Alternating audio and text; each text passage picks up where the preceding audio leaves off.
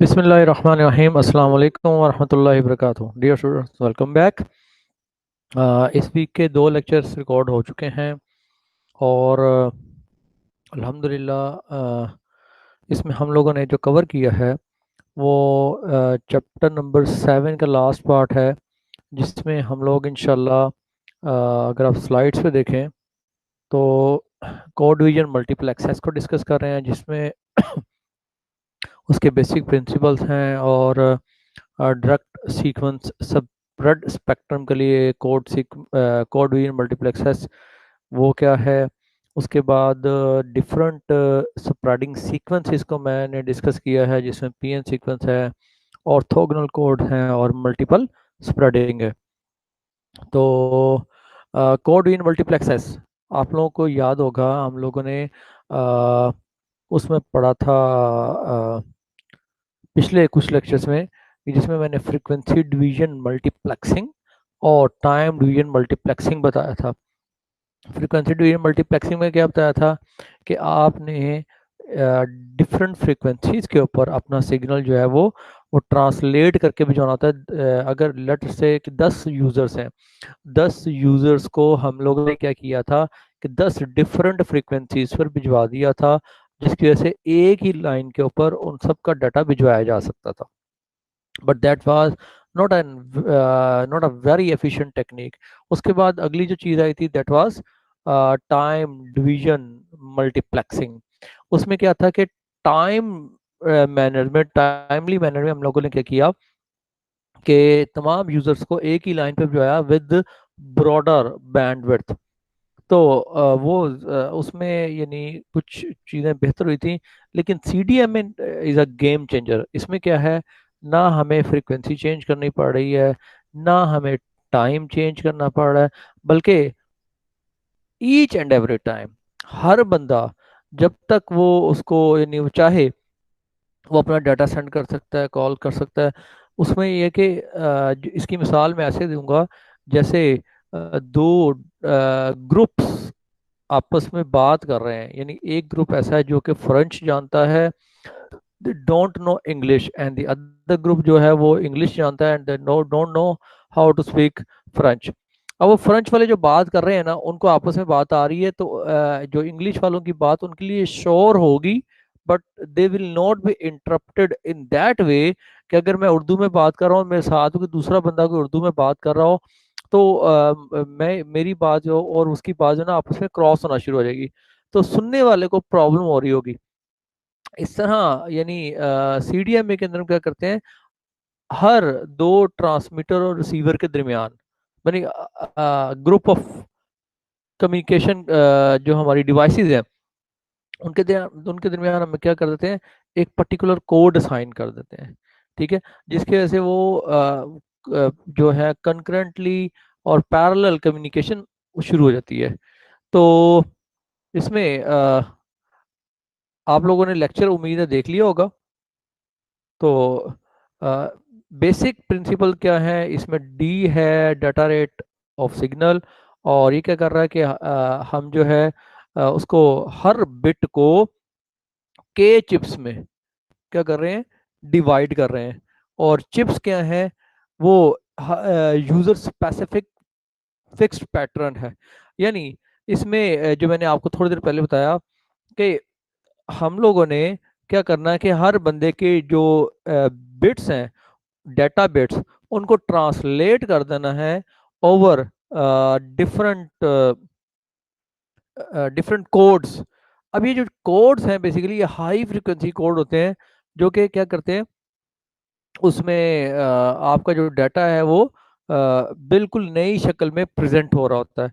तो cheap rate आपके सामने आ गया। चिप रेट क्या है जी, के डी, के चिप्स, ठीक हो गया। अब इसका जो असूल है कोड डिवीजन मल्टीपल एक्सेस का, कि अगर आप देख रहे हैं कि ये आपका कोड है, ठीक है, यूज़र ए का, ये यूज़र बी का कोड है और ये यूज़र सी का कोड है। ठीक है, तो अब इसमें जो हम 1 0 को रिप्रेजेंट करने की बजाय हम क्या कर रहे होते हैं, हम जो आपका कोड है उसमें -1 और +1 के ज़रिए से हम रिप्रेजेंट कर रहे होते हैं, क्योंकि इसमें इसको जो जो रिप्रेजेंट करना इसमें ज़्यादा इजी है एज कंपेयर टू 10। ठीक है। तो अब अगर आप इसमें यूज़र ए के कोड को देखें तो वो क्या है जी, जो 1 - 1 - 1 और 1 - 1 1। और इसी तरह यूज़र बी का जो कोड है आपके सामने है, वो क्या है जी कि 1 - 1 - 1 - 1 1 और यूज़र सी का जो कोड है वो क्या है 1 - 1 - 1 1 1। अब इससे हो क्या रहा है, इससे हो ये रहा है कि मैं जो डाटा है, अगर आप ऊपर डाटा देखें कि मैं मैसेज ट्रांसमिट करना चाह रहा हूँ, दैट इज 1101। अगर मैं स्लाइड को हाईलाइट करूं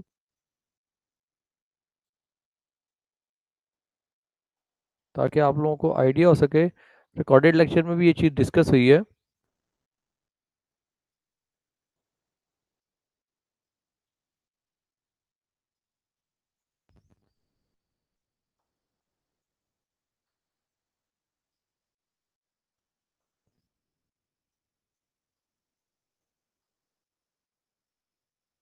दिस वन, यहाँ तक ये आपका पहला वन आ गया। और उसके बाद आपका ये यहाँ तक आपका दूसरा वन आ गया। ठीक है।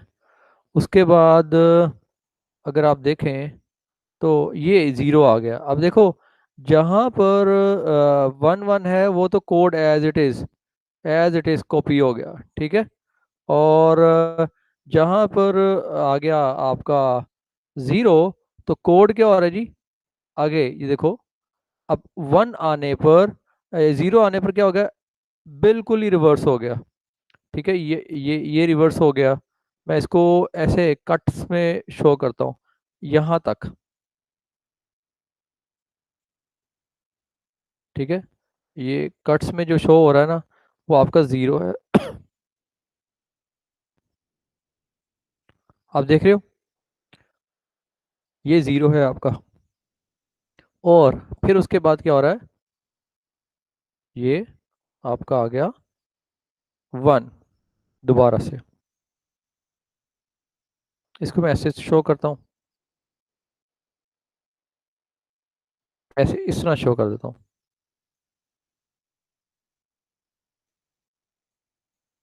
ठीक हो गया। आप देख रहे हैं कि अगर मैं इसको देखूं तो एक बिट के मुकाबले में मेरी कितनी चिप्स जा रही हैं, 1 2 3 4 5 6। यानी इसका मतलब ये हुआ कि ये स्प्रेड कर रहा है मेरी एक बिट को 6 चिप्स पर। ठीक हो गया जी। एक बिट 6 चिप्स पर ट्रांसलेट हो रही है। अब अगर मैं इधर, अगर यहाँ पर ऑप्शन हो उसकी, पेन की ऑप्शन यूज कर लेते हैं।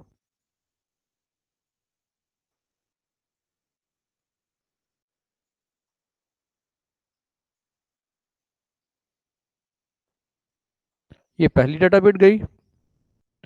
उसके बाद अ, ये जनाब, ये दूसरी,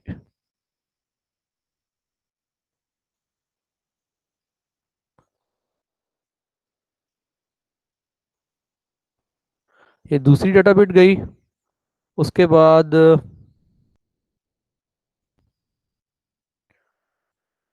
आप लोग देख सकते हैं कि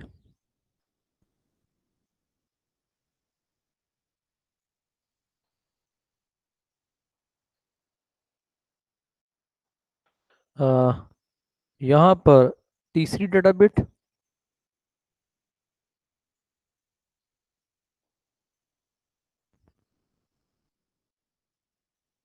ठीक है। उसके बाद अ, ये चौथी डाटा बिट। आप देख रहे हैं कि डिफरेंट हमारा जो कोड स्प्रेडिंग सीक्वेंस के डिफरेंस होने की वजह से डाटा एक ही है, लेकिन आउटपुट पर एंटायरली डिफरेंट जो हमारा डाटा वो प्रोड्यूस हो रहा है। यूजर ए के लिए अलहदा हो रहा है, यूजर बी के लिए अलहदा हो रहा है, यूजर सी के लिए अलहदा हो रहा है। तो ये बात आप लोगों को क्लियर होगी होगी। इसको जरा अरेज कर देते हैं सब कुछ को, ताकि अगली दफा के लिए। अच्छा, सीडीएम एक एग्जांपल है, के इज इक्वल टू चिप्स और code is sequence of one that minus one. तो ये क्या हो रहा है जी, बिट ए वन के लिए क्या हो रहा है, आपका चिप पैटर्न वही रिपीट हो रहा है। और जीरो के लिए क्या हो रहा है, आपका जो कॉम्प्लीमेंट है वो उसको रिपीट हो रहा है। ठीक है। अगर आप जो मैंने पिछली स्लाइड में दिखाया है आपको, कि वन के लिए जो बिट सीक्वेंस था वो एज इट इज यहाँ तक मैंने आपको दिखाया था। ठीक है ना। और फिर वन के लिए एज इट इज वही सारा का सारा जो सीक्वेंस है वो यहाँ से लेकर, नहीं ये वाला नहीं।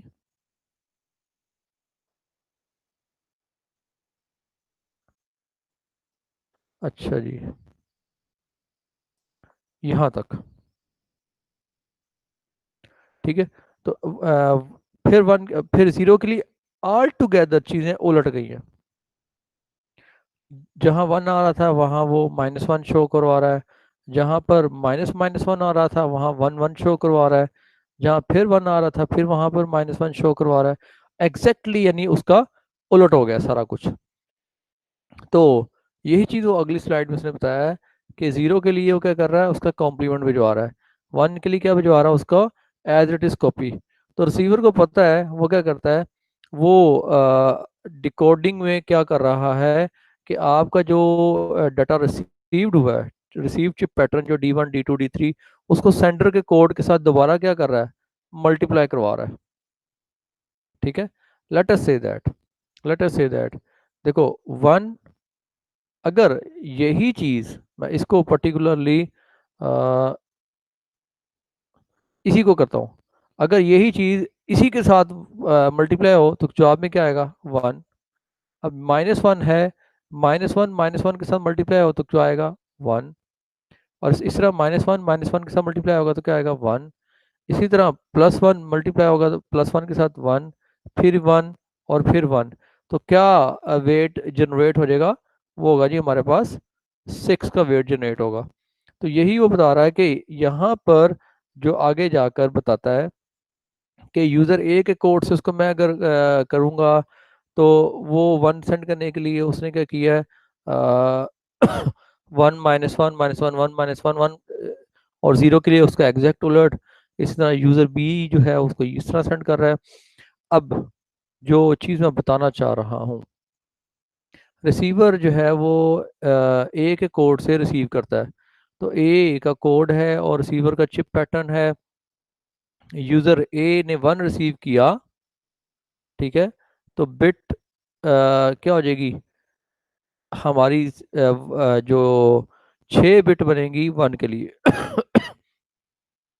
और ज़ीरो के लिए -6, यानी अब यहाँ पर वन के लिए क्या क्रिएट होना चाहिए, 6 का वेट। और ज़ीरो के लिए क्या क्रिएट होना चाहिए, -6 का वेट। अब सवाल पैदा ये होता है, क्या वाकई ये मैंने वन तो प्रोड्यूस करवा दिया, अब ये हमारा बिट पैटर्न, ये हमारा चिप पैटर्न है जो कोड है, स्प्रेडिंग कोड है, और ये मेरा रिसीव्ड सिग्नल है। अब देखो ये वन है, ये -1 है, क्योंकि मैंने अभी थोड़ी देर पहले बताया कि वो उलट जाएगा। तो आउटपुट में क्या आएगा, वन मल्टीप्लाई बाय -1, -1, -1, ये +1, तो फिर क्या आ जाएगा, -1। ठीक है। फिर ये -1 है, यहाँ पर +1 बन रहा है, ये क्या बन जाएगा, -1। इसी तरह ये वन है, यहाँ पर क्या आ रहा है जी, -1 आ रहा है, तो टाइम फिर क्या आ जाएगा, -1।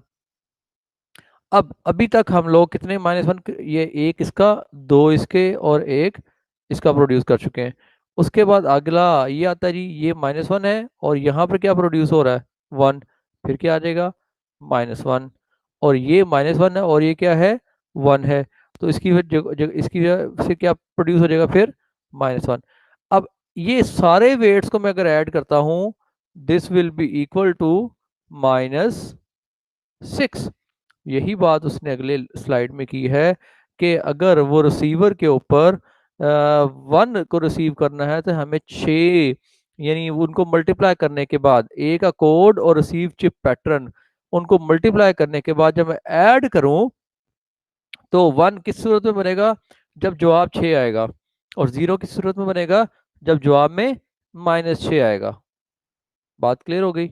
और अगर कोई अ, जवाब के अंदर 6 और -6 के अलावा कोई सिग्नल आएगा, कोई आउटपुट आती है, उसको मल्टीप्लाई करने के बाद, तो हम क्या करेंगे, ये अनवांटेड सिग्नल है, उसको इग्नोर कर दो। लो जनाब, ये जैसे मैंने इस तरह करके दिखा भी दिया है कि ये user A, user B, user C, user A की ट्रांसमिशन हो रही है। अब ये ठीक है, और रिसीवर ने कोड, वही कोड जनरेट किया जो कि सेंडर ने जनरेट किया था, क्योंकि ये हमारा कोड है। ठीक है, अब रिसीवर के पास भी वही वही 1 -1 -1 1 1 कोड आ रहा है, ये देखो। अब इन सबको मल्टीप्लाई करने के बाद जवाब में 6 आ रहा है। तो इसका मतलब क्या होगा, जवाब में 6 आने का मतलब, जवाब में 6 आने का मतलब है जी, आ, आपके पास क्या हो गया, 1 रिसीव हो गया है। और जवाब में -6 आने का मतलब क्या है, आपके पास 0 रिसीव हो गया है। अब अगर फर्ज करो कि आपने बी से ट्रांसमिशन की, ठीक है, और एक ए का सिग्नल, यानी ए के कोड से आपने transmission, receiver attempt to recover as transmission. अब क्या हो रहा है कि वो जो रिसीवर है वो ए के कोड के जरिए ए के सिग्नल को रिसीव करना चाह रहा है। अब ट्रांसमिशन क्या हुई थी, बी से।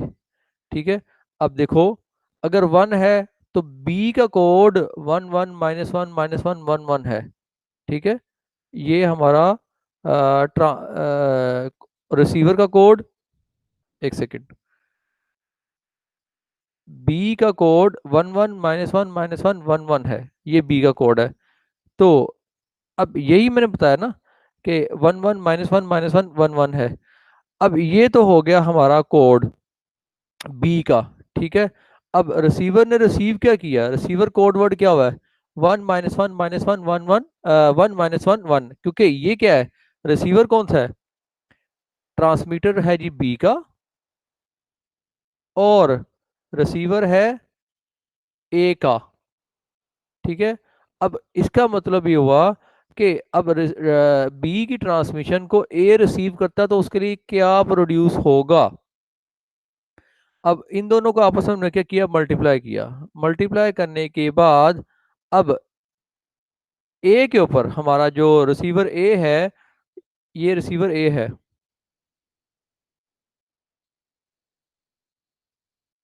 ठीक है, रिसीवर ए के पास जो कोड्स प्रोड्यूस हुए हैं, 1 -1 1 -1 -1, अगर इनको मैं ऐड करूं, 1 + 1 1 + -1 0, 1 + -1 0, -1 + 1 0, यानी इन छः के छः नंबर्स को आपस में ऐड किया तो जवाब 0 आ गया। पिछली स्लाइड में अभी थोड़ी देर पहले आपको बताया कि अगर जवाब 0, या आप इस तरह कर लो, 6 और -6 के अलावा, 6 और -6 के अलावा जो भी जवाब पैदा होगा वो अनवांटेड सिग्नल है, उसे हम इग्नोर कर देंगे। अब यहाँ पर क्या प्रोड्यूस हो गया, 0। ये अनवांटेड सिग्नल है, इसको हम क्या कर देंगे, इग्नोर कर देंगे। अगेन सी का ट्रांसमीटर है, सी ने ट्रांसमिट किया। अब सी के ट्रांसमिशन का कोड क्या था, 11 -1 11 -1 लो जनाब, ये सी का ट्रांसमीटर है, 11 -1 11 -1। अब रिसीवर आपका कौन सा है जी, ए का। ए का जो रिसीवर है वो, नहीं सॉरी, ये बी का रिसीवर है।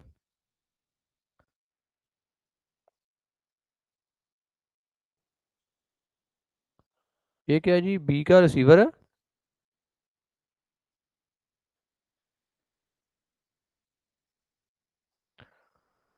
ट्रांसमीटर सी का है और रिसीवर बी का है।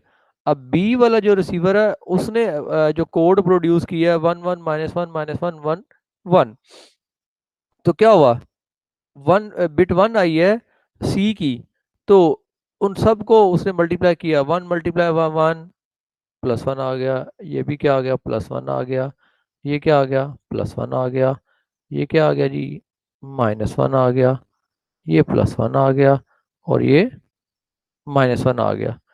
चार अदद +1 आए हैं और दो अदद -1 आए हैं, उन सबको क्या किया, ऐड किया। आंसर में क्या आ गया, 2 आ गया। 2 आने का मतलब क्या है, अनवांटेड सिग्नल। तो ये भी क्या हो जाएगा जी, रिजेक्ट हो जाएगा।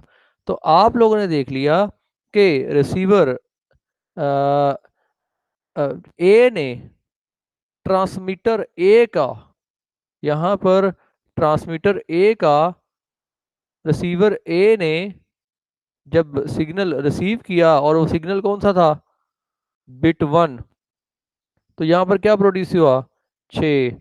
और ज़ीरो जब उसने ट्रांसमिट किया था, तो यहाँ पर क्या प्रोड्यूस हुआ, ट्रांसमीटर ए ने जब ज़ीरो ट्रांसमिट किया, तो रिसीवर ए पर मल्टीप्लिकेशन होने के बाद -6 प्रोड्यूस हो गया।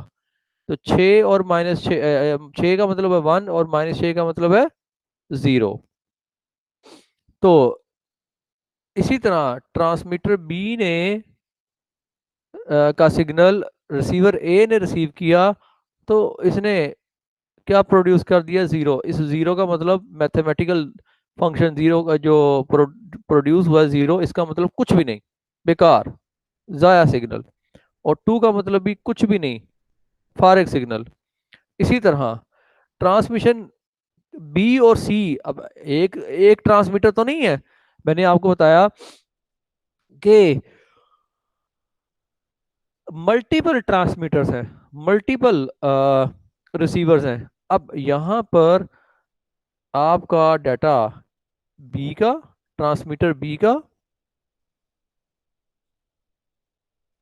ठीक है, और ट्रांसमीटर सी का सिग्नल दोनों कंबाइन होके आ गए। कंबाइन हो गया है, तो उनका कंबाइंड इफेक्ट क्या आ रहा है, 1 + 1 2, 1 + 1 2, -1 + -1 -2, -1 + 1 0, और 1 1 2, और 1 1 -1 0, ये दोनों ये ऐड हो गए। जब दोनों सिग्नल इकट्ठे आएंगे तो क्या होगा, वो ऐड होंगे, और कंबाइंड सिग्नल ये बना। ठीक है जी। अब कंबाइंड सिग्नल जब ये बना, तो क्या हुआ, 1। अब हमने रिसीवर का कोड वर्ड क्या है, रिसीवर का कोड वर्ड ये है और सिग्नल ये है, 2 × 2, 2 × 1 2, 2 × 1 2, -2 × 1 2, -0 × 1 0, 2 × 1 2, सिंपल मैथमेटिकल मल्टीप्लिकेशन परफॉर्म हो रही है। अगर 8 प्रोड्यूस हुआ, तो इसका मतलब बेकार सिग्नल, जाया।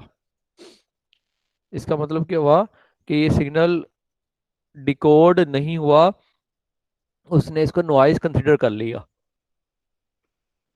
तो जब जब आपके पास यानी दूसरे सिग्नल आएंगे, तब तब आपका सिग्नल क्या करेगा, आपका रिसीवर उसको वो ऐसे आउटपुट प्रोड्यूस करता जाएगा, जो कि क्या होगी, 6 और -6 के अलावा होगी। अगर 6 और -6 प्रोड्यूस होता है, ठीक है, तो वो इसका मतलब वैलिड 1 और वैलिड 0 है। ठीक हो गया जी। तो ये बात बस दिमाग में बिठा लें कि इस पर्टिकुलर सीक्वेंस में, या यहाँ पर 6 और -1 है, 6 और -6 है, तो उसके अलावा जब आप कोई और यानी कोडिंग स्कीम इस्तेमाल करते हैं, तो वहाँ जितनी नंबर ऑफ चिप्स होंगी, डिपेंड उस पे कर रहा होगा। यानी हम लोगों ने, अच्छा इसमें जो ये एक अहम बात है कि जो बी और सी का जो सीक्वेंस है ना, जो चिप सीक्वेंस है, उसकी सिलेक्शन बड़ी केयरफुली करनी पड़ती है, ताकि हम जो है वो इसमें और वो उनको कहते हैं ऑर्थोगोनल, ताकि वो जब भी मैं ए के कोड को बी के कोड के साथ यहाँ पर ये जो इस स्लाइड के अंदर एक बी का कोड और सी का कोड आपस में ऐड हो रहे हैं, ठीक है। लेकिन इस तरह से हम उसको बनाते हैं कि वो कोड आपस में ऑर्थोगोनल हो, कि इन दोनों को जब मैं ऐड करूँ ना, बी का कोड सी का कोड आपस में जब ऐड करूं, तो जवाब इनका क्या आए जी, जीरो आए। ठीक है, यानी इनको इस तरह से क्रिएट किया जाता है इन कोड्स को। अभी तो फिलहाल एक एग्जांपल थी ना कि जिसमें ऐड होके 8 आ गया है। लेकिन नॉर्मली जो हम जो ये ट्रांसमिशन के लिए कोडिंग स्प्रेड कोड इस्तेमाल करते हैं, वो इस तरह का होता है कि किसी भी एक चैनल का कोड दूसरे चैनल के कोड के साथ अगर ऐड हो जाए, तो जवाब हमेशा क्या आएगा, जीरो आएगा। ठीक है जी। तो इस तरह से हम इसको करवा रहे थे कि आपका मल्टीपल आपके जो ट्रांसमीटर हैं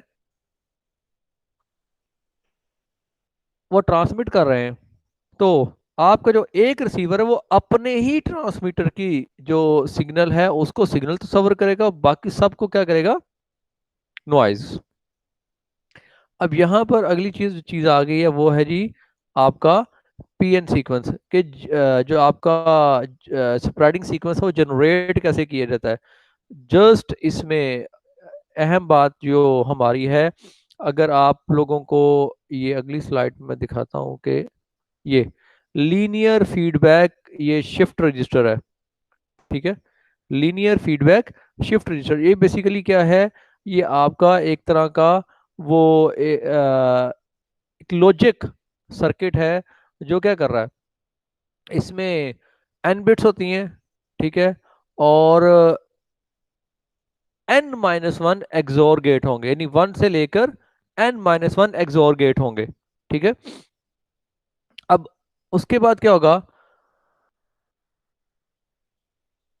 जो एब्सेंस या प्रेजेंस वो गेट की किस पे होगी, वो कि हमारा जो पोलिनोमियल है वो एक्स टर्म कैसे क्रिएट हो रही है। अब आप देखें यहाँ पर आपने जो ये फीडबैक हो रही है, जो आउटपुट है वो फीडबैक, ये ए जीरो, ये बी जीरो, ये हमारी आपस में ही इंटर रिलेटेड है कि वन बिट शिफ्ट रजिस्टर है, ये हमारा वन बिट शिफ्ट रजिस्टर है, ये एक्सक्लूसिव और गेट्स हैं, और ये मल्टीप्लाई सर्किट लगा हुआ है।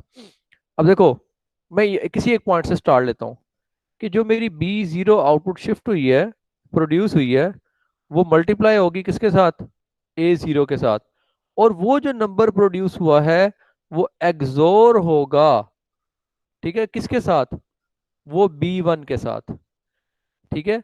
अब बी वन के साथ जो चीज एक्सोर हुई है, अब वो कैसे हो रहा है कि B one whatever the number is, वो हमारे पास वो ए वन जो हमने इधर इनपुट दी हुई है, ठीक है, वो मल्टीप्लाई हुई, मल्टीप्लाई होने के बाद यहाँ पर आकर इन दोनों की हम कह सकते हैं आउटपुट्स एक्सोर हो गई। अब एक्सोर होकर आप देख रहे हैं कि ये इस तरह कंबाइन, इसकी आउटपुट, इन दोनों की आउटपुट तीसरे की आउटपुट, तीसरे की आउटपुट के साथ कंबाइन हो जाएगी। ठीक है। और फिर इसी तरह तीसरे की चौथे के साथ, चौथे की पांचवे के साथ, वो एक्सोर होते होते होते ये, और ये क्या हो रहा है, शिफ्ट राइट हो रहा है, शिफ्ट राइट हो रहा है। अब आउटपुट पे क्या आ जाएगा, आपका हर दफा एक नई बिट प्रोड्यूस होती रहेगी, ये एक सर्कुलर शिफ्ट एक तरह से आपका लग रहा है। ठीक है। तो इसमें खास बात जो मैंने यहाँ पे शायद हाँ, ये इनिशियल स्टेट आपकी जीरो है। ठीक है। अब ये एक ज्यादा अच्छी एग्जांपल आप लोगों को समझ आ रही होगी। ठीक है। अगर बी थ्री आपकी वन है, बी थ्री आपकी वन है, बी टू जीरो है, बी वन क्या है, जीरो है, और बी नोड वो भी क्या है, फिलहाल जीरो है। ठीक है। अब इनिशियल स्टेट आपकी ये थी, one zero zero zero zero zero. ठीक है। अब यहां पर अगली स्टेज में क्या हुआ, आपका जो वन है वो B2 के पास चला गया, ठीक है, ये यहाँ पर चला गया और आगे दो, यानी ये जीरो फीडबैक होकर इधर आ गया, और 0 1 0 0, उसके बाद 0 0 1 0, ये जस्ट क्या हो रहा है, आखिर में जाकर आपकी जो ये आउटपुट प्रोड्यूस हो रही है, ठीक है, अब इसमें क्योंकि एक्सोर ऑपरेशन भी साथ साथ परफॉर्म हो रहा है, अब B1 पर चूंकि वन आ गया है, B1 पर यहां पर वन आ गया, अब आप गौर से देखिएगा प्लीज, B1 पर जब ओ एक्सोर वन आया तो B0 पर जीरो था, वन एक्सोर जीरो, तो इसकी आउटपुट पे क्या आ जाएगा, वन आ गया, ठीक है। अब ये वन एज इट इज बरकरार रहेगा, क्यों, क्योंकि अगले स्टेज में B1 जीरो पर है। अब दोबारा कब इसने आ, यहां पर ये हाँ, अब यहां पर ये वन था, यहाँ ये आउटपुट हमारी वन है, अब अगली स्टेज पर जैसे ही फर्दर ये अगली स्टेज पर आया, जंप इधर किया इसने वन ने, तो वन और ये जीरो, हमारी क्या थी आउटपुट, ये इसकी आउटपुट वन थी, ठीक है, तो इसकी आउटपुट क्या हो गई, आ, हाँ, ये वापस किस में हो गया जी, रीसेट हो जाएगा जीरो पर, ठीक है, और ये सीक्वेंस ऐसे चलता चला जाएगा, ये बार बार ये सीक्वेंस आपका रिपीट होगा, ठीक है। फर्दर इसको देखते हैं, ये जो आपकी इनिशियल स्टेट है 1 0 0 और आउटपुट सीक्वेंस है आपका ये बार बार रिपीट हो रहा है, ठीक है। अगर आप गौर से देखें, ये पैटर्न चलते चलते चलते चलते चलते एक वक्त आएगा सारा पैटर्न वो इससे अगले स्टेप में जाकर वो रिपीट हो जाएगा, ये इससे अगले स्टेप पे जाकर, ये 0 0 0 1 पर जाकर उससे अगला जो आएगा वो अगेन 1 0 0 0 हो जाएगा। तो ये एक्चुअली ऑपरेशन परफॉर्म हो रहा है, B1 एक्सोर बी नोड, और उसके बाद B1 एक्सोर बी नोड B1, फिर जो जो सी बिट वन होती चली जाएंगी ना, वो इसके एक्सोर में अपना इफेक्ट डालती चली जाएंगी। इसमें इतना ज़्यादा वो हम इसकी मैथ में नहीं गए, ठीक है, क्योंकि हम इसकी थ्योरी को समझने की कोशिश कर रहे हैं। मेन जो चीज़ मैंने आप लोगों को बताई थी कि P N sequences linear feedback shift register को इम्प्लीमेंट करके प्रोड्यूस किए जाते हैं, ठीक है। अब अगला है डिफरेंट कैटेगरीज जो कि स्प्रेड सीक्वेंस की हैं। एक हमारे हैं पीएन सीक्वेंस, जिसे हम क्या कहते हैं जी, सूडो रैंडम नॉइज सीक्वेंस, क्या कहते हैं, सूडो रैंडम नॉइज सीक्वेंस। उसके बाद जो अगला है वो क्या है, वो हमारा है ऑर्थोगोनल जो कोड्स, ठीक है। ऑर्थोगोनल कोड में थोड़ी देर पहले आप लोगों को थोड़ा सा बताया भी था कि ये क्या होते हैं, ये इनके ये इस तरह से इनके दरमियान जो को रिलेशन है ना, वो बिल्कुल ना होने के बराबर होता है, ठीक है। और फ्रीक्वेंसी होपिंग स्प्रेड स्पेक्ट्रम के लिए जो हमारा जो है वो पीएन सीक्वेंस ज़्यादा है कॉमन, और डायरेक्ट सीक्वेंस स्प्रेड स्पेक्ट्रम जो जिसमें सीडीएम में ना यूज़ हो, जो जो कि सीडीएम में एम्प्लॉय नहीं हो रहा, उसमें भी हमारा पीएन सीक्वेंस ही ज़्यादा चल रहा है। लेकिन जो सीडीएमए के लिए डायरेक्ट सीक्वेंस स्प्रेड स्पेक्ट्रम हो रहा है, उसमें पीएन सीक्वेंस के अलावा ऑर्थोगोनल कोड भी इस्तेमाल होते हैं। यानी दो ही आपके मेन कोड हैं, फ्रीक्वेंसी होपिंग स्प्रेड स्पेक्ट्रम के लिए आपका पीएन है, और जो डायरेक्ट सीक्वेंस स्प्रेड स्पेक्ट्रम जो जो कि सीडीएम में इस्तेमाल नहीं हो रहा, उसमें भी पीएन है, और डायरेक्ट सीक्वेंस स्प्रेड स्पेक्ट्रम जो सीडीएम के लिए इस्तेमाल हो रहा है, उसमें पीएन सीक्वेंस भी है और ऑर्थोगोनल कोड्स भी हैं। अब पीएन सीक्वेंसेस है क्या चीज़, पीएन सीक्वेंस करता क्या है, वो प्रोड्यूस करता है पीरियोडिक सीक्वेंस, ठीक है, जो कि क्या नजर आते हैं, रैंडम नजर आते हैं, इसीलिए इसका नाम सूडो रैंडम है। सूडो रैंडम का मतलब होता है तकरीबन रैंडम, ठीक है। यानी बैक एंड पे इसके की होती है जिसे हम बोलते हैं इनिशियल सीड। अगर ये सीड किसी को पता चल जाए और आपके एल्गोरिदम को पता चल जाए, तो आप लोगों का जो पीएन सीक्वेंस है वो ऑन स्टेक होता है। सीक्वेंस जो है वो स्टैटिस्टिकल रैंडम नहीं होते, बट क्या होता हो रहा था कि वो रैंडमनेस के टेस्ट को पास कर रहे होते हैं, कि कहीं पे भी उठा के उसको देख लेंगे तो आपको ऐसे ही लगेगा जैसे रैंडम सीक्वेंस प्रोड्यूस हुआ हुआ है।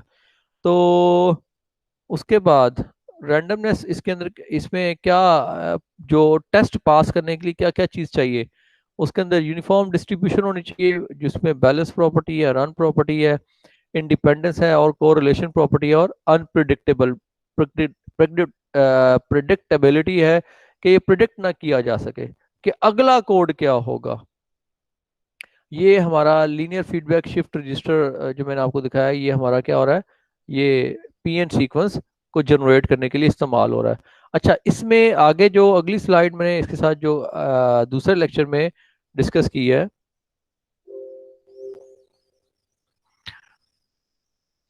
एक सेकेंड जी।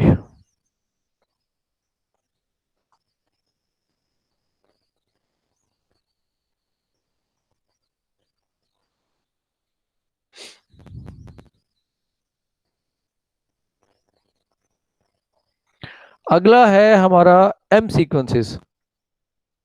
ठीक है, यानी मैंने आप लोगों को एक चीज़ बता दी जो कि हमारा था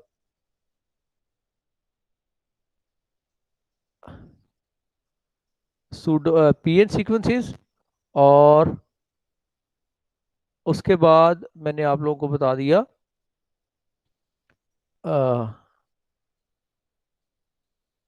ऑर्थोगोनल कोड्स भी। ठीक है। अच्छा, इसमें थोड़ा सा ये बता दूं कि जो मैंने तीन चार बातें बताई थी, यूनिफॉर्म डिस्ट्रीब्यूशन में क्या है कि यूनिफॉर्मली डिस्ट्रीब्यूट हो रहे हो के उनकी जो फ्रीक्वेंसी ऑफ अकरेंस है हर नंबर की, वो अप्रोक्सीमेटली सेम होनी चाहिए। ठीक है।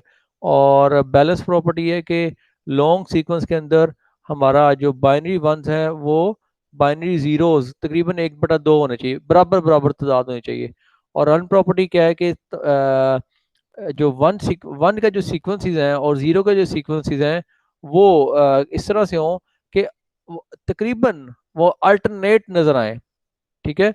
और उसके बाद इंडिपेंडेंस हो के हमारी जो वैल्यू किसी भी सीक्वेंस की वो किसी दूसरे सीक्वेंस से वो इन्फर ना की जा सके।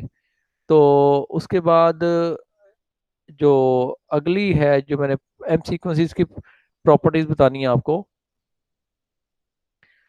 ये क्या है जी, हमारा जो चार प्रॉपर्टीज इसमें है।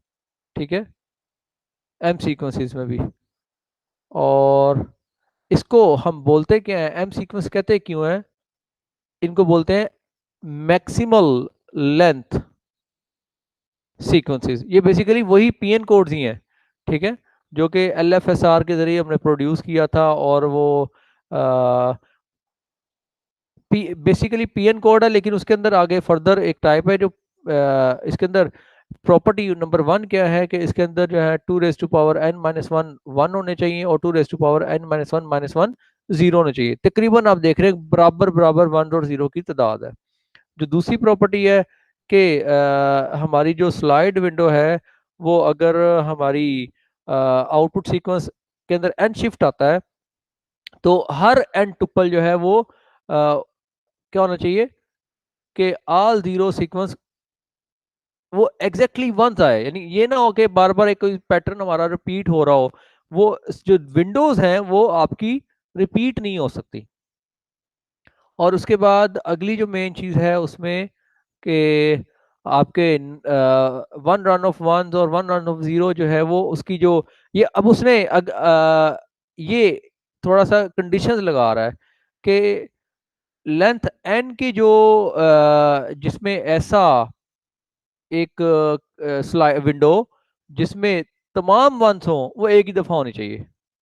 और इसी तरह n-1 जीरोज वाली जो विंडो है वो भी एक ही दफ़ा होनी चाहिए।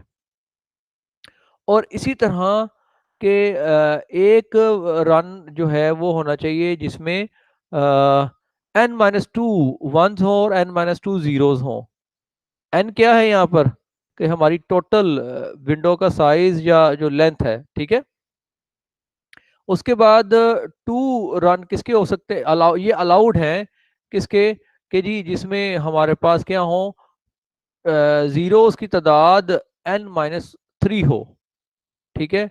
और उसके बाद two raise to power n-3 run किसके हो सकते हैं जी, वंस के। और two raise to power n-3 run किसके हो सकते हैं, वो जीरोस के एक लेंथ के अंदर। यानी उसने बेसिकली डिफाइन किया है कितने वंस और कितने हमारे जो है वो जीरो आ सकते हैं, ठीक हो गया। ओके, अब इसमें जो कोरिलेशन है, जो अगली बात इसमें मैंने जो बात आप लोगों से डिस्कस की हुई है कि जो इसमें तीन बातें हैं। कोरिलेशन वैल्यू वन का मतलब क्या है कि द सेकंड सीक्वेंस जो है वो फर्स्ट सीक्वेंस से एग्जैक्टली मैच कर रहा है। और जीरो का मतलब क्या है कि दोनों सीक्वेंसेस के दरमियान किसी किस्म का रिलेशन नहीं है। और माइनस वन का क्या है कि दोनों एग्जैक्टली एक दूसरे के उलट है। तो कोरिलेशन इससे जीरो होनी चाहिए, इसका मतलब उनके दरमियान कोई किसी किस्म का रिलेशन नहीं होना चाहिए। माइनस वन अगेन एक रिलेशन है, ठीक है, हो गया। तो ये आगे बात,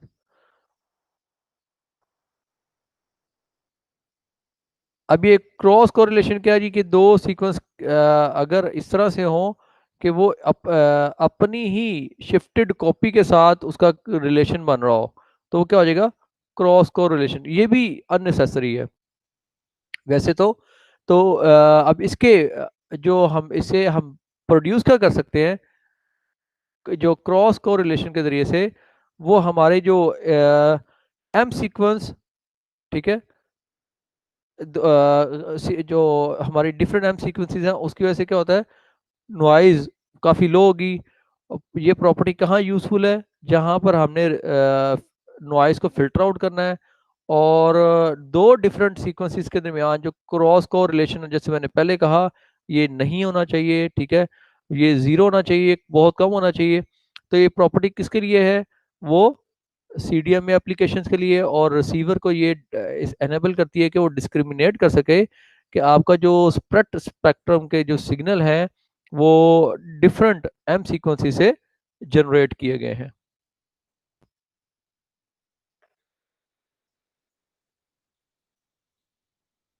उसके बाद जो मज़ेदार चीज़ है वो है गोल्ड सीक्वेंस। अच्छा, इसमें मैं आपको एक चीज़ दिखाना चाह रहा हूँ कि अगर आप एक छोटी सी वीडियो भी है जो मैंने आप लोगों के लिए रखी हुई है। ये भी एक लेक्चर ही है, ये है तकरीबन थोड़ा सा लेंथी है, लेकिन इसमें यहाँ से मैं आगे लेके चलता हूँ।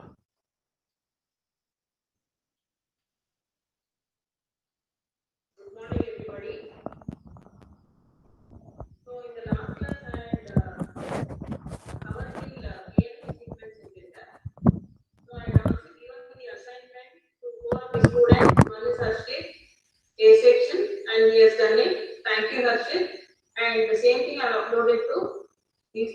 I will upload into your WhatsApp page after 7 clock pulse.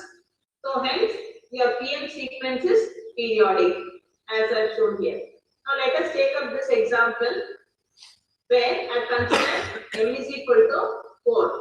So when m is equal to 4, L will be equal to 15. That means after 15 clock pulse, the sequence should repeat. So what are the various sequence we come across for every each and clock pulse we will see. Now this circuit I have taken example one where I have got 4 flip-flops C3, C2, C1, C0. The connections I have shown you here. So the input in the smart 2 operation is from C0 and C1. Output of this is connected or fed back to C3. Now let us take up this. M is equal to 4 means when you, how many combinations you get? 16. But we are not going to use this. This is not used. Okay. So we will be left with only 15 combinations. So you can select any combination as the initial data and load it into this shift register. So here I have taken 100 as my initial data. So 1 clock pulse is required to load this initial data. So my initial data to start with is 1000. Next, what I do, I give the clock pulse. So here also I require clock pulse to load this data, and I will start shifting by giving the clock pulse one by one. Now with the clock pulse 1 here, the data gets as per the circuit diagram. You can see that the data present in C3 gets shifted to C2, C2 gets shifted to C1, C1 gets shifted to C0. But what is the output of mod 2 addition? Output of mod 2 addition is C0 mod 2 with C1. So I will take mod 2 of C0 with C1 is 0, 0 plus 0. So C0, C1, mod 2 of, you can see this expression here, C3 is equal to C1, mod 2 with C0. So 0, mod 2 with 0 is 0 here. Okay. Next, I will apply again another clock pulse. Now when I apply the next clock pulse, this content of C3 gets shifted to C2, C2 gets shifted to C1, and C1 gets shifted to C0. Now what is C0 and C1?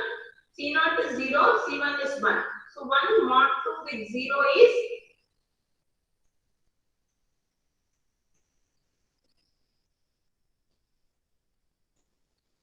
1. So this you will get it here as per this. That is after starting the movements of the contents of flip-flop from one to another, the sequence repeats. That means after 15 clock pulse, so this is 14 plus 1 clock pulse to load the initial data. This cycle will, the sequence will repeat. So one period L is equal to 2 power m minus 1, that is equal to 15. This is called the fundamental period. After 15 clock pulse, the sequence repeats. Hence, this PN4 sequence is called a periodic sequence. I have taken one more example here. So this example 2 is respect to the table that I have given you in the material. So here, as per the table, if you have taken n is equal to 4, then the stages connected to mod 2 adder is 1 and 4. That is what he says as per that table. So 1 and 4.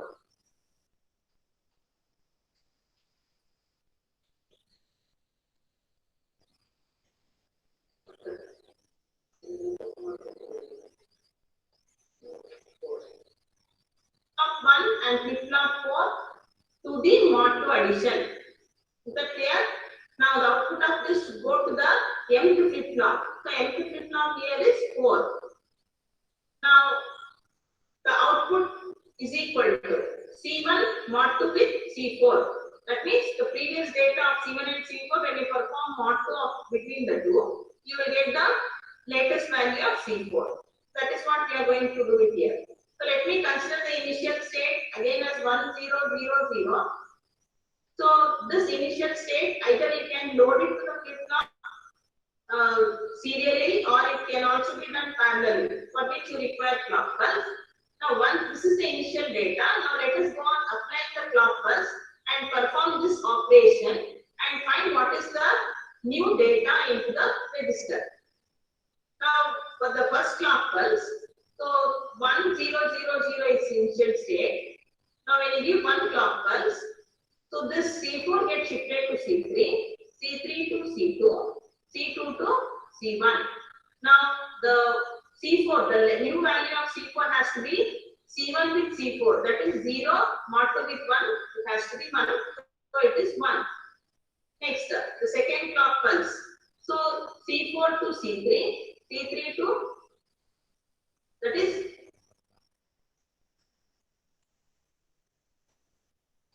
C4 to C3 in clock pulse. As per the terms dictated in the table, and perform the, that is, you can write down what are the various sequences for different clock pulses, and you can tabulate them. And as a check, you have to, you can verify for the state. That is, after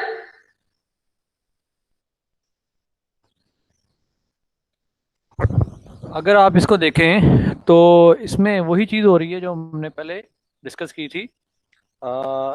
जो codes, जो PN sequence है,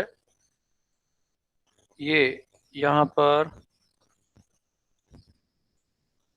ये जो चीज़ है इसी को discuss किया जा रहा है बेसिकली ना।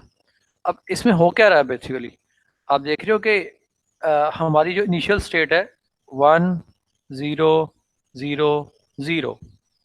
अब ये आखिरी कॉलम जो है ना, ये शो कर रहा है आपकी B0 की, जो what ever the state of B0 is, it will show hair. अब ये जो चीज़ है ये इसकी आउटपुट है। इसकी आउटपुट क्या है कि जो भी यहाँ पर स्टेट आएगी इन दोनों की एग्जॉर करेंगे, और एग्जॉर करने के बाद इसको हम फीड अप कर देंगे। मैं अपनी जो स्टार्टिंग पॉइंट है वहाँ से 1000 से दोबारा स्टार्ट करता हूँ कि देखो 0 0 एग्जॉर हुआ 0 आ गया, 1 0 एग्जॉर हुआ 1 आ गया, 0 1 एग्जॉर हुआ 1 आ गया, 0 0 एग्जॉर हुआ 0 आ गया, 1 0 एग्जॉर हुआ 1 आ गया, 1 1 एग्जॉर हुआ 0 आ गया। ये तो हमें पता लग रहा है कि व्हाट इज हैपनिंग हेयर। ठीक है, अब 1 0 0 हुआ 0 आ गया। अब ये 1 0 0 से ये 0 1 0 0 कैसे आ गया, सवाल ये पैदा होता है। 1 0 0 है, 1 0 0 0 ये इनिशियल स्टेट है। जैसे ही इसकी आउटपुट यहाँ पर इन दोनों की आउटपुट ने 0 यहाँ पर पुट किया, ये वाला जीरो पुट किया, ये कहाँ हो गया फीडबैक आकर इधर। ये इसने आकर क्या किया, 0 इनपुट पे दे दिया। अब ये 0 इसको मिल गया, और ये बेसिकली क्या है, शिफ्ट रजिस्टर है। अब इसका जो आउटपुट थी वो इसकी आउटपुट बन गई। इसकी आउटपुट क्या थी 1, अब वो क्या बन जाएगी, इसकी आउटपुट बन जाएगी वो 1 हो गया। और जो इसकी आउटपुट 0 थी पहले वाले की, वो कहाँ चली गई, वो B1 की आउटपुट बन गई। ठीक हो गया। और जो B1 की आउटपुट थी 0 वाले की, वो क्या बन गया, आपकी B0 की आउटपुट बन गया। तो 1 0 0 किस में कन्वर्ट हो गया, 0 1 0 0 में। ठीक है। अब अभी भी चूंकि B0 की आउटपुट 0 है और B1 की आउटपुट इस केस में भी 0 है, इसलिए यहाँ पर 0 आ रहा है और एक और 0 का शिफ्ट आया। अब 0 का एक और शिफ्ट आया तो फिर अगले स्टेज में क्या हो जाएगा, ये 0 इधर आ गया, ये 0 नहीं, ये वाला 0। अगर मैं इस डायग्राम को थोड़ा सा हिला के दिखाऊं आपको, यहाँ पर ये अब ज्यादा बेहतर आपको लग रही होगी।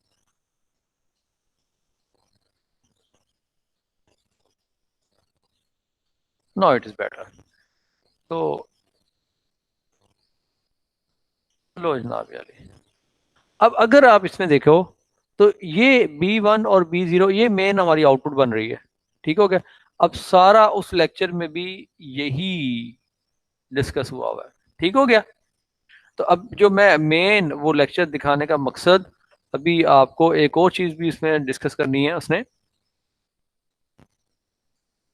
n conferences, your sequence should repeat again. That is the check you can make. Now I just stop here.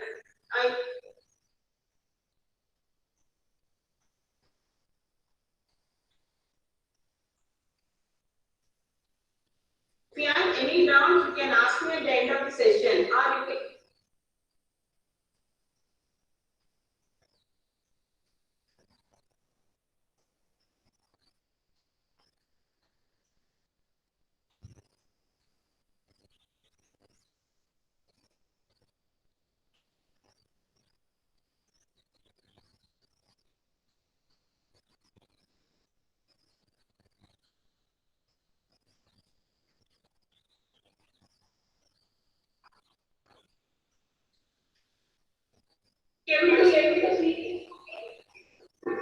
Please answer me.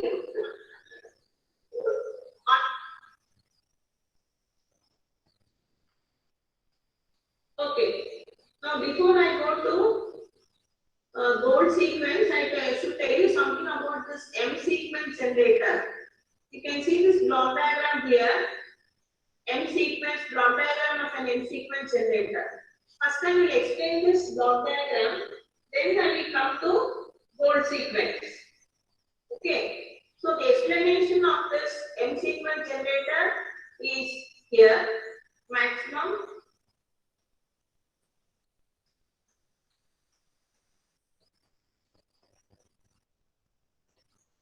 yeah, this is the explanation of M sequence generator, maximum length sequence. This material I will send it to you in your respective groups. So maximum length sequence, I come back to the diagram here. This M sequence,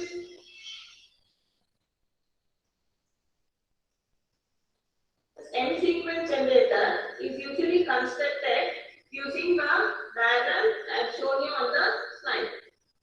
The M sequences are the largest codes that can be generated by a given shift register of given length. See here, M sequence generator, it contains N flip-flops and is initiated with a starting feed. Starting or initial seed means starting data or initial data, which is usually transmitted through a secure channel for the intended users only. So you can see this secure channel here. So the one at the bottom of this diagram is the secure channel through which this initial seed means initial data is transmitted, and this gets into the flip-flops of the shift registers S0 to Sn-1. अब पिछले वाले में और इसमें फ़र्क main क्या है? बस इसमें यही है कि एक हर शिफ्ट रजिस्टर को एक इनिशियल सीड जा रहा है। ठीक हो गया? तो ये मैं आपको फ़र्क बताना चाह रहा था कि यहाँ पर ये एक इंडियन है हमारा वो उसका चैनल, वहाँ से मैंने उसको लिया वीडियो को ताकि आप लोगों को मज़ीद आइडिया हो जाए। ठीक हो गया? तो जो हमारा पिछला जो मैंने आप लोगों से डिस्कस किया पीएन सीक्वेंस जनरेटर और एम सीक्वेंस जनरेटर, यहाँ पर सिंपली क्या है कि हर शिफ्ट रजिस्टर को उन्होंने क्या किया हुआ है, एक तो उसकी लेंथ ज़्यादा हो गई और दूसरे नंबर पर हर शिफ्ट रजिस्टर को एक उन्होंने इनिशियल कोड असाइन कर दिया। ठीक है, जिसे सीड कहते हैं। आगे फर्दर इसको कंप्लीट करते हैं। So the outputs of this registers are multiplied with these coefficients of the primitive polynomial with respect to mod 2 operation, and the resultant output, what you are going to get here, the final stage, the resultant output obtained from the modulo operation is then fed back to the first shift register. So this resultant output, what we are getting here, full sequence, and both are also pseudo-null. This is the circuit diagram of a gold sequence from which we are going to generate the gold sequence. See, this gold sequence and Kasami sequence both are also pseudo-null code sequence. Now, why we go for this gold sequence or Kasami sequence is the security that you can get in just a conventional PN4 sequence is not that good. If you want your information to be more secure, we go to such code sequences, that is gold sequence and Kasami sequence. That means you are hiding your information with large amount of security, so that only the intended receiver should be able to receive the signal and demodulate it to extract the original input. So this gold sequence,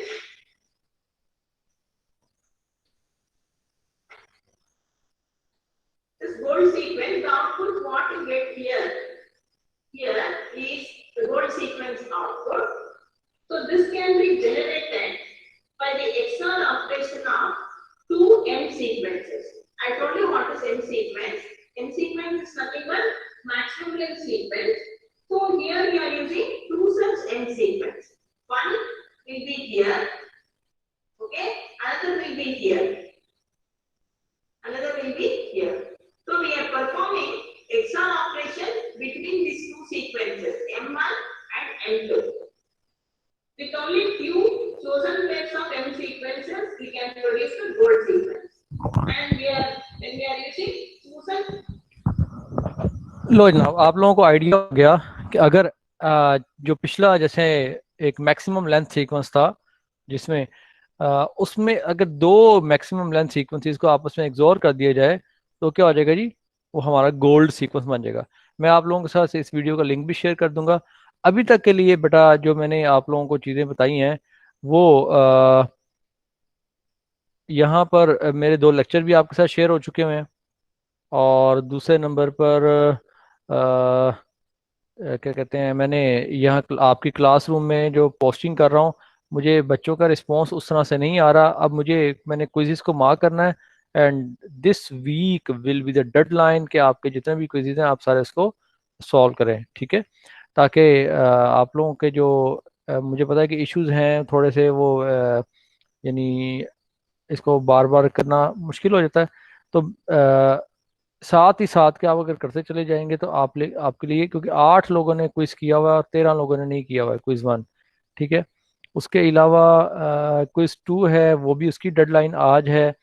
तो और इस week के जो quizzes हैं वो भी मैं दोनों जो अभी पोस्ट कर दूंगा, और इस वीकेंड तक आप लोगों ने वो दोनों क्विज सबमिट करवाने हैं, ठीक है?